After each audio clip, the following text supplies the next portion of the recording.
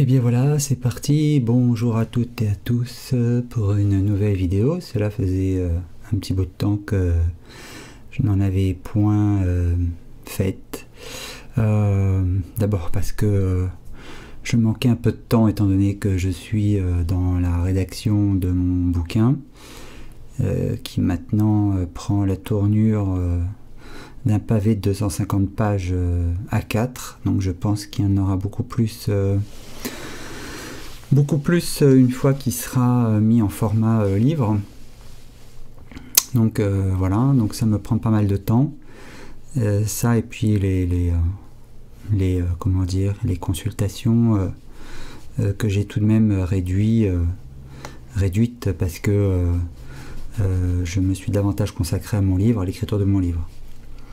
Voilà, donc mais j'ai plaisir à vous retrouver et le sujet que je souhaitais couvrir aujourd'hui était celui de la fameuse loi de l'attraction. Alors quand on a dit ça, on a dit plein de choses parce que c'est vrai que ça fait maintenant 5 ou 6 ans en France qu'il y a cette vague qui a déferlé au sujet de la loi de l'attraction. Et j'aimerais en fait pouvoir donner mon sentiment à propos de cette loi de l'attraction et comment moi je la situe, comment je la regarde, et ce qu'elle signifie, ce que j'en ai compris de manière profonde, je pense. Donc voilà, donc pour résumer, en fait, la loi de l'attraction, elle est, si on devait la résumer finalement, elle est le résultat d'une concordance entre, comment dire, la manifestation d'une expérience et qui serait en fait en résonance avec ce que nous vibrons. Donc cela veut dire que si je vibre de manière positive, avec des pensées positives, concernant notamment le désir de voir une expérience dans ma vie arriver, si en effet je visualise, je me concentre et puis que je vibre de manière positive, je vais voir cet événement survenir. Bien, donc cela veut dire que si on suit toujours le raisonnement de cette loi d'attraction, ça veut dire que plus je vibre de manière positive, plus je pense de manière positive et plus forcément j'ai de chances de voir survenir dans ma vie en fait les événements que j'attends, donc que le moi attend et inversement. Cela veut dire aussi que si je vibre de manière négative et je pense de façon négative, forcément je vais voir arriver l'inverse de ce que je souhaiterais au fond, ou en tous les cas, si je n'ai pas conscience de mes pensées négatives, je vois en effet débouler le résultat de la manière dont je vibre et de la manière dont je pense. Alors, tout d'abord, il y a une chose qui me vient à l'esprit et qui me trotte depuis un petit bout de temps, finalement, depuis que j'ai entendu cette loi de l'attraction. Que dire à ce moment-là, que pouvoir répondre à Jésus et à Gandhi, pour prendre ces deux exemples-là, que pouvoir leur répondre par rapport à ce qui leur est arrivé. C'est-à-dire que pour l'un, il a terminé crucifié, pour l'autre avec une balle dans le corps. Et s'ils avaient pu survivre à leur expérience, leur aurait-on expliqué avec dignité, leur aurait-on flanqué dans la figure ah bah oui, mais mon pauvre coco, fallait vibrer positif parce que là tu comprends que si tu as tiré ce genre d'expérience, c'est parce que tu as vibré de manière négative. C'est toujours quelque chose qui a trotté dans ma tête et je me disais pourtant cette loi de l'attraction elle existe bien Mais apparemment, la manière dont elle a été, comment dire, interprétée, et je dirais presque détournée, fait que elle laisse, enfin, la manière dont elle est expliquée aujourd'hui, cela laisse croire à l'individu qui l'apprend tel quel, cela laisse croire que le moi peut voir survenir dans sa vie absolument tout ce qu'il veut. Et je ne pense pas que ce soit le but de notre vie. Je ne pense pas que voir arriver tout ce dont on désire dans la vie est le but, encore une fois, de notre existence sur Terre. Il me semble qu'il y a quelque chose, puisque forcément la loi de l'attraction est très liée, elle est très liée en fait au désir humain. Je veux quelque chose, donc j'ai un désir, et il est nécessaire pour que ce désir s'exauce, que je puisse vibrer avec un sentiment qui soit positif et visualiser ce que je veux, et ainsi je l'obtiens. Donc on est bien dans l'avoir. Et donc la loi de l'attraction, telle qu'elle est décrite, nous dit tu peux avoir tout ce que tu désires, et on est donc dans l'avoir, avoir quelque chose. Donc, et je ne pense pas pour autant que avoir fasse partie véritablement de notre besoin d'évolution. On a déjà beaucoup de choses, et je ne suis pas sûr que on ait pour autant évolué en conscience en proportion de tout ce qu'on a aujourd'hui. Donc je pense qu'il est là le problème. Il est que la loi de l'attraction laisse entendre en fait que nous pourrions avoir tout ce que nous désirons. Et d'un côté, ça n'est pas faux totalement non plus. Et je vais m'expliquer pourquoi. Avoir en effet ce que l'on souhaite, je pense que d'abord cela touche non pas un... Enfin, il faut bien différencier en fait... besoin et envie. Voilà. Et j'ai comment dire, j'ai envie de cette voiture. Est-ce que j'en ai besoin réellement pour mon bien-être? Ça, c'est pas très sûr. J'ai envie de cette bague, de ce collier, de comment dire, de cette bague, de ce collier, de cette maison, quoi d'autre, de cette maison, qu'est-ce qu'on pourrait dire encore, de cet appartement, j'ai besoin de ces chaussures, enfin j'ai envie de ces chaussures, mais est-ce que finalement j'en ai vraiment besoin? Et c'est là où la loi de l'attraction laisse sous-entendre que il y a une confusion en fait entre envie et besoin, et je ne pense pas qu'en fait la loi de l'attraction telle qu'elle est proposée aux gens, qu'elle est jetée en pâture pour les gens, elle nourrisse en fait le bon centre en nous, c'est-à-dire qu'elle nourrit le centre des envies, et laisse croire qu'en effet tout ce dont on a envie on va pouvoir l'obtenir, au lieu de nourrir le centre des besoins. Et pourtant, pour ce qui est le centre des besoins, la loi de l'attraction en fait me semble réaliste et pardon, excusez-moi, c'est ce que je m'assieds en tailleur. Et pourtant c'est réaliste et efficace, je pense, au niveau des besoins. Et quand je parle des besoins, en fait, je parle pas nécessairement en plus des besoins de l'ego, mais j'irai plus loin encore, plutôt des besoins de l'âme.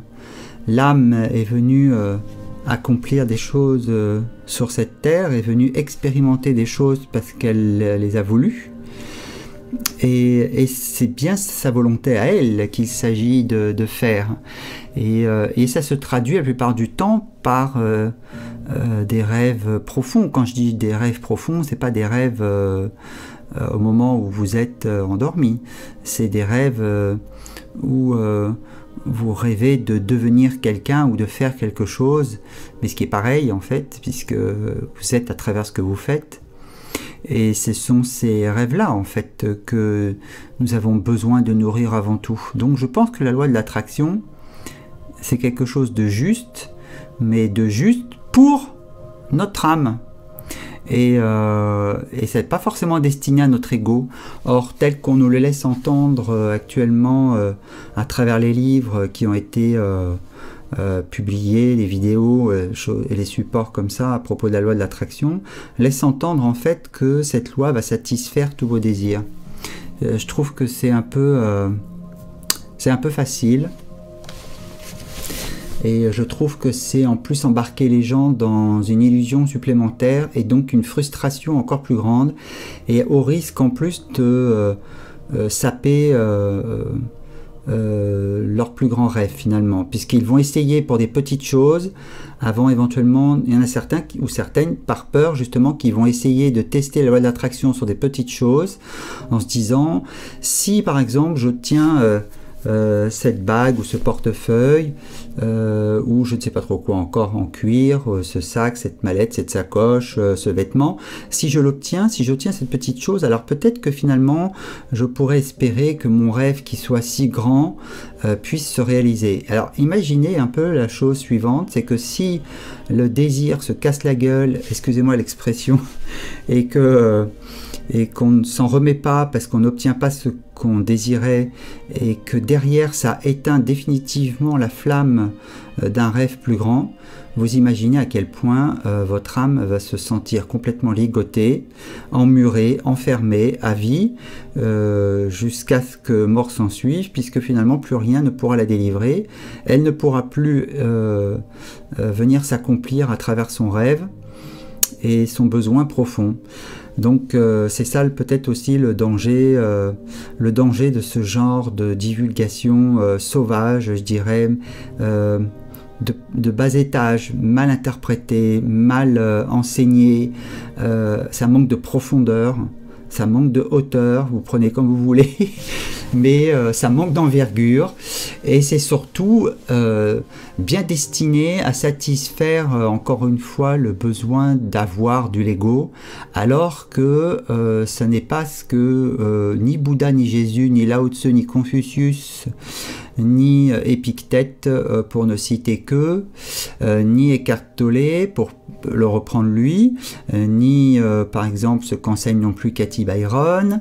Ce n'est pas du tout ce qu'enseignent tous ces sages.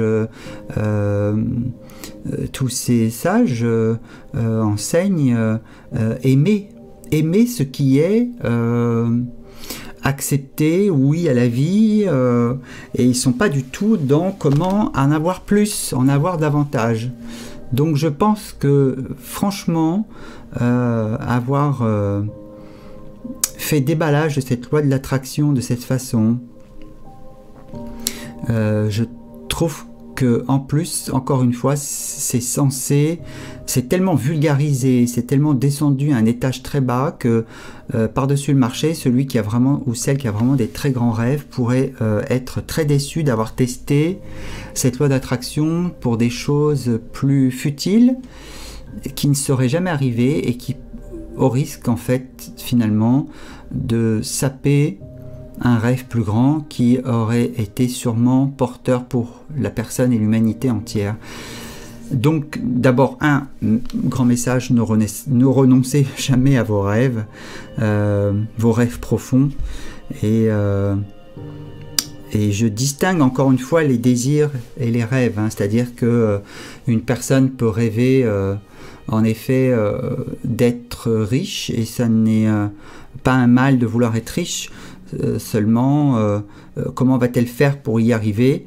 C'est ça qui est le plus intéressant, et ça n'est pas la même manière que de rêver de vouloir gagner au loto, parce que gagner au loto, en fait, on ne fait rien, c'est juste une question de chance et de hasard, ou de destin. alors que vouloir être riche, alors que la personne ne l'est pas au départ, c'est tout un parcours. Ça veut dire qu'il y a derrière, il faut repousser ses limites, il faut les dépasser, ça veut dire qu'il y a plein de choses qu'il faut mettre en place. Et être un Bill Gates, si demain une personne a cette volonté-là, eh bien je suppose que si elle y arrive, elle aura beaucoup de mérite. Gagner au loto, il n'y a aucun mérite à ça. On n'a rien fait, il n'y a pas de talent derrière. Et donc voilà, il faut bien faire la distinction entre les envies et les rêves. Voilà, les rêves, ça veut dire qu'on s'y investit, qu'on est investi corps et âme dans ce qu'on va faire, et qu'en même temps, il va falloir surpasser évidemment les peurs égotiques, les conditionnements reçus pendant l'enfance. On les connaît toutes et tous. Tu n'es pas assez bien, tu n'y arriveras jamais, tu n'es pas à la hauteur, tu n'es pas assez ceci, tu n'es pas assez cela, tu es trop grand, trop maigre, trop gros, trop laid, trop petit. Qu'a dû endurer c'est à chaque fois que je vois cette personne à la télé, je me pose la question, qu'a dû endurer Mimi Mati comme Colibet avant qu'elle n'arrive là où elle en est arrivée. Parce que imaginez-la à ses débuts, franchir les portes des castings, franchir les portes des producteurs, des recruteurs. Je pense qu'on a dû doucement rigoler au début en se disant mais elle, à cause de sa taille, du fait que c'est une naine, elle n'y arrivera jamais.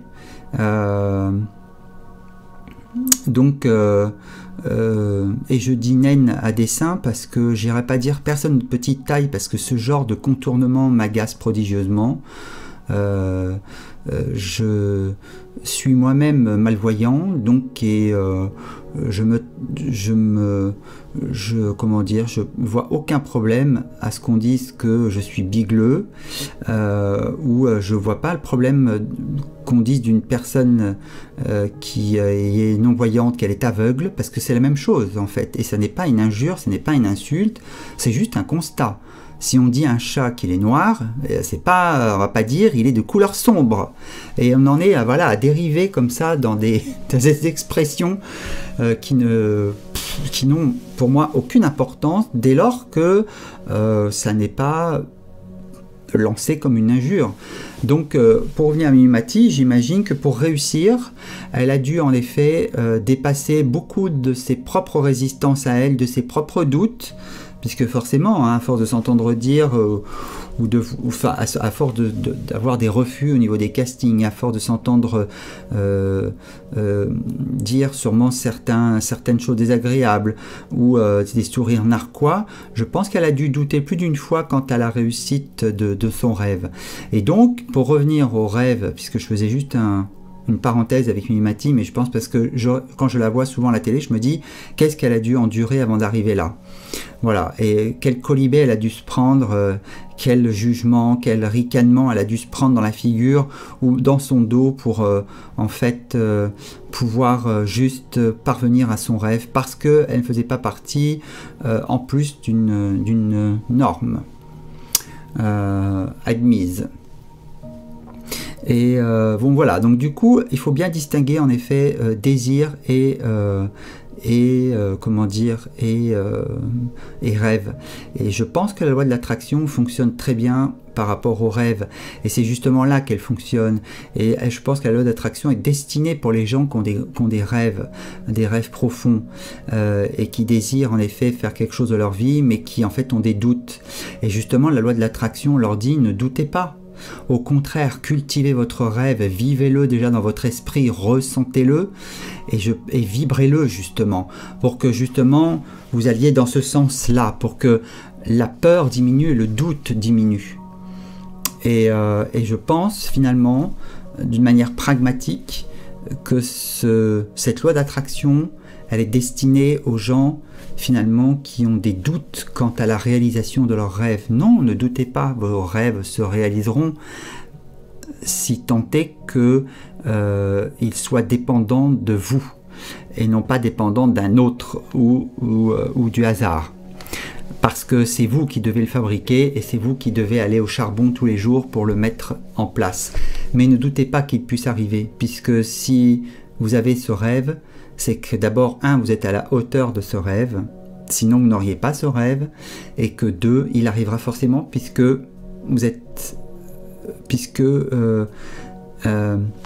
votre âme, en fait, est porteuse de ce rêve, et que si vous le percevez, c'est que forcément il est pour vous.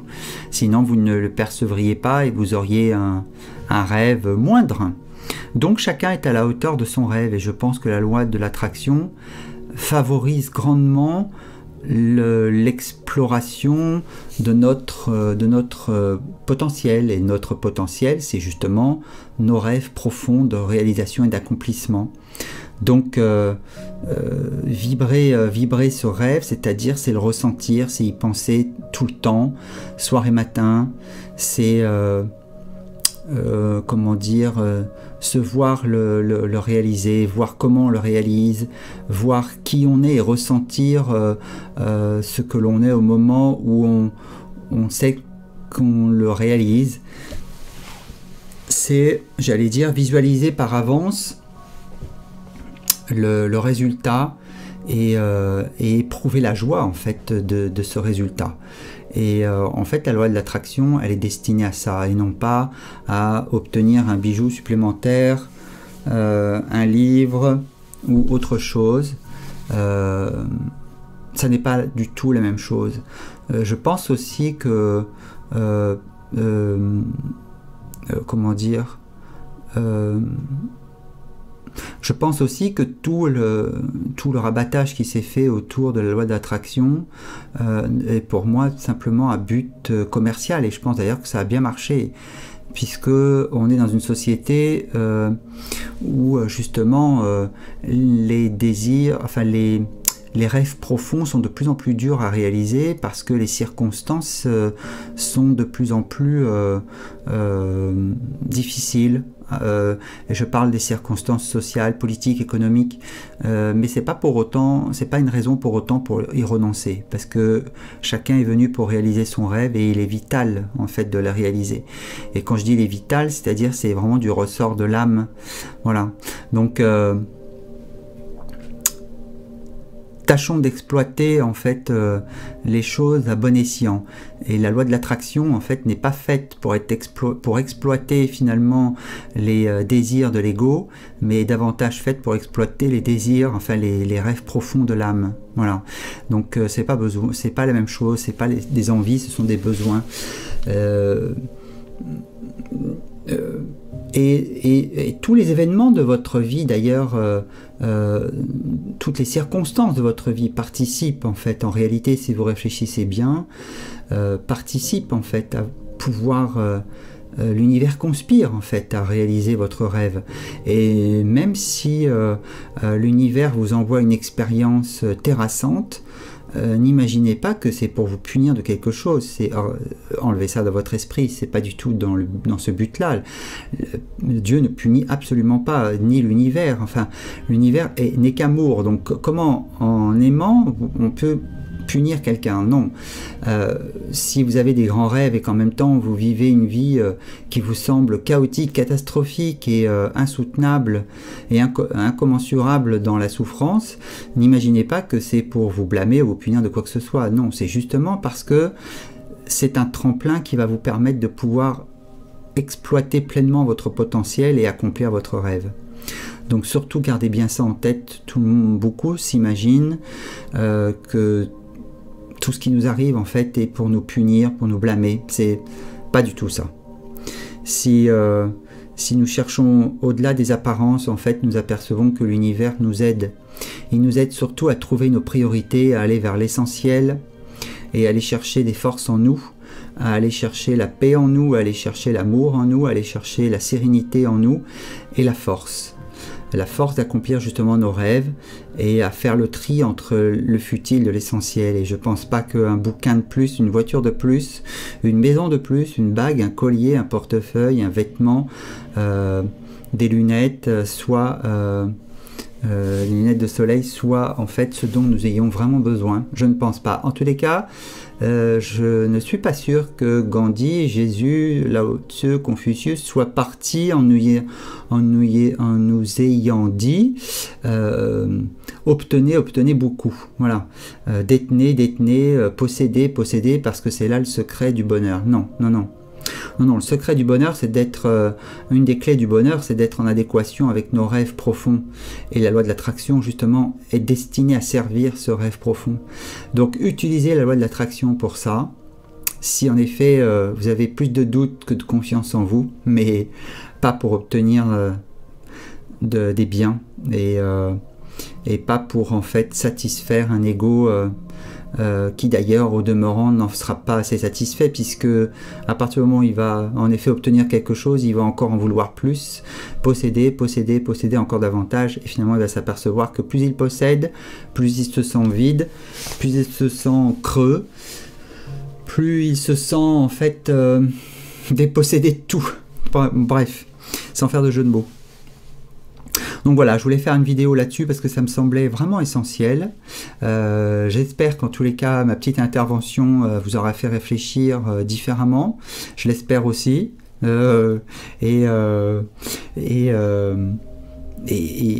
Et quoi qu'il en soit, rappelez-vous simplement que tout ce que les grands sages nous ont enseigné et ce que nous sommes réellement venus expérimenter sur Terre et les rêves profonds que nous sommes venus expérimenter sur Terre sont destinés à ouvrir notre cœur, notre amour, notre passion, notre joie et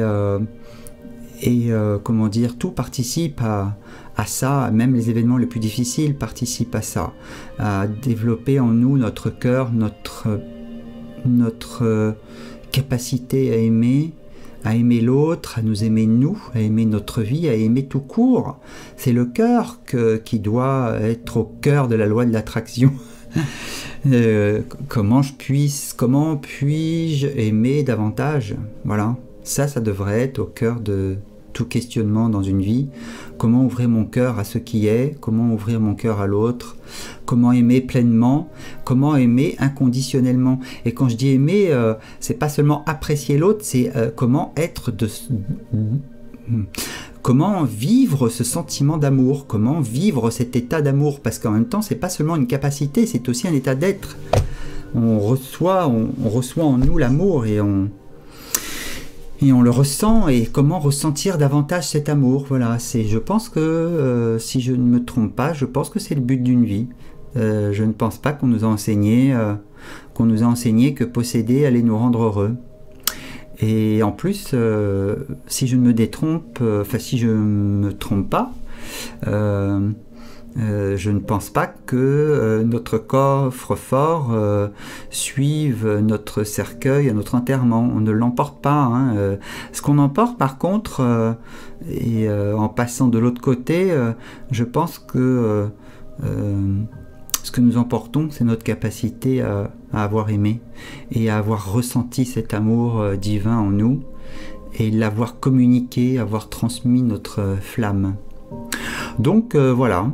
Eh bien moi en tous les cas j'espère avoir transmis la mienne à travers cette vidéo, je l'espère sincèrement. En tout cas ça m'a fait plaisir de le faire, ça me semblait important en plus de rectifier quelque chose qui me semblait pas juste et qui allait être source de déception chez beaucoup de monde, et je tenais éventuellement voilà, à participer à rétablir la justice et la justesse, ce qui est pareil, grâce à cette vidéo.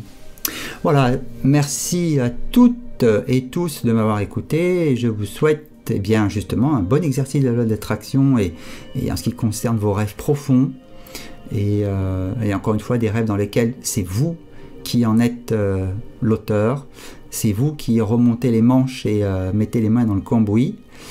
Et donc je vous souhaite un bon accomplissement sur Terre, une bonne réalisation, mais surtout, quoi qu'il en soit, que vous viviez des choses difficiles ou pas, soyez toujours dans la reconnaissance, la gratitude, le remerciement, et ne cherchez pas à comprendre pourquoi ça vous arrive, acceptez simplement ce qui vous arrive et ayez toujours un cœur en paix et léger. C'est ça le plus essentiel, quoi qu'il arrive dans votre existence. Namasté. Et j'oubliais un petit rajout de dernière minute, mais qui me semblait quand même important à dire, parce que c'est en l'occurrence un exemple qui est cité dans certains livres ou certaines vidéos concernant justement la loi de l'attraction, qui est que les sages amérindiens, donc les Indiens d'Amérique, savaient utiliser la loi de l'attraction. Et c'est souvent un exemple utilisé justement pour dire voilà, la loi de l'attraction existe, c'est pas une légende, et je confirme que ça n'en est pas une, ça existe réellement en effet, mais encore une fois, pas à des buts comment dire, personnels ou égotiques. Les Amérindiens savaient utiliser la loi de l'attraction, notamment pour faire tomber la pluie. Mais là, il ne s'agit pas de posséder quelque chose à titre personnel. Comment dire, il s'agissait de subvenir aux besoins, et on retombe sur le terme du besoin, il s'agissait de subvenir aux besoins d'une tribu pour qu'elle soit nourrie en eau et qu'elle ait suffisamment d'eau pour pouvoir en effet survivre. Donc c'est une question de survie, là on n'est pas dans...